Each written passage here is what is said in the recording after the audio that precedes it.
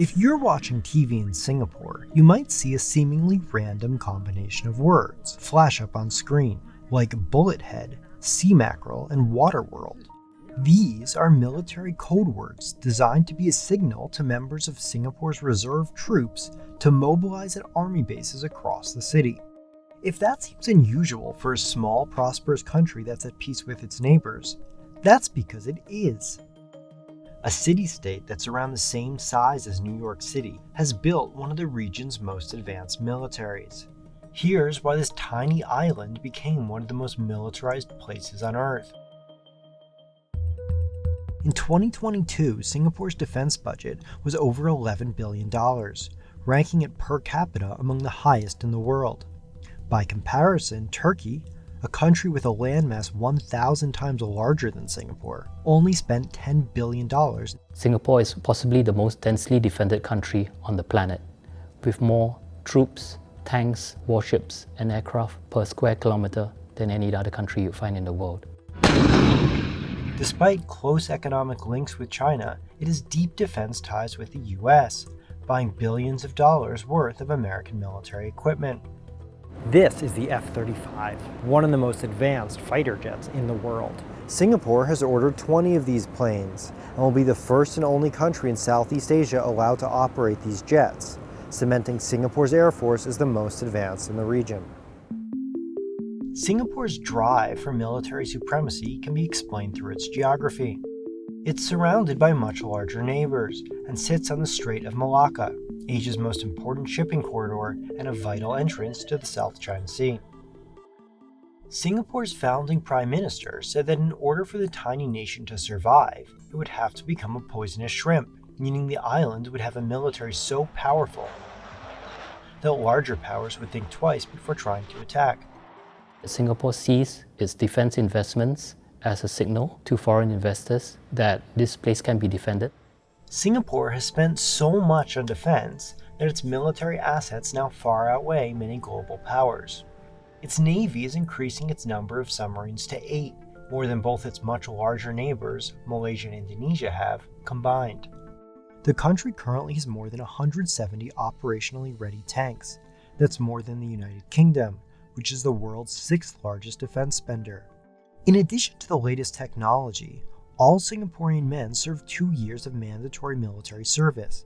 The history of small states is that, short of outright aggression, there can be an escalation in a period of tension where military force could be used as an instrument of diplomacy to coerce a smaller party or less defended party to abide by your whims.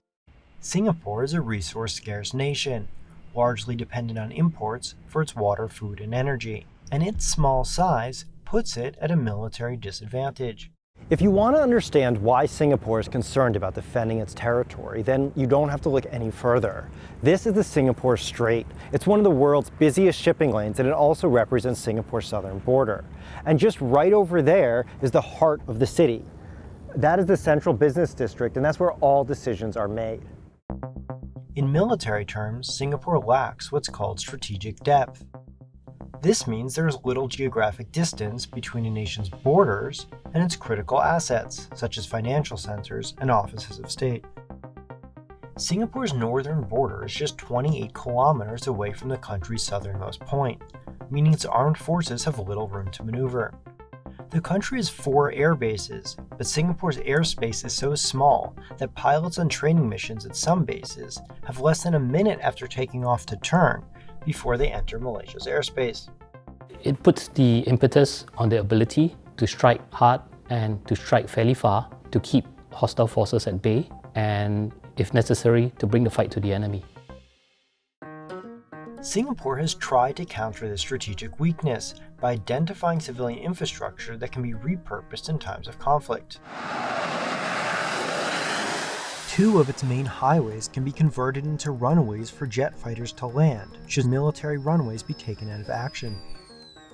Apartments and houses built after 1997 are required to have personal bomb shelters, and subway stations can be converted into emergency shelters. The government has far-reaching powers to repurpose civilian infrastructure and requisition vehicles, ships, and aircraft during a conflict or crisis.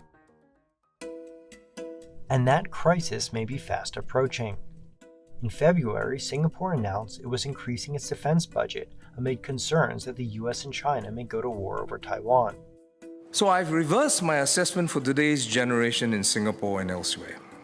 The risk of regional and even global conflict, even in the next decade, has become non-zero. I do not make this assessment lightly.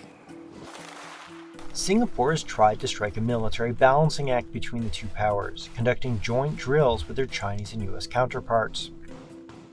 The US military is allowed to use a port and airbase in Singapore for its activities in the South China Sea, making the island a key transit point for US aircraft carriers operating in the region.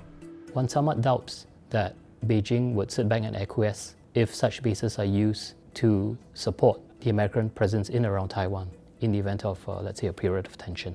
Being a small trade-dependent economy, we will not escape any fallout from any Taiwan-China fracas. For Singapore, building up its weapons arsenal and flexing its defense readiness allows it to continue playing an outsized role in an increasingly volatile region.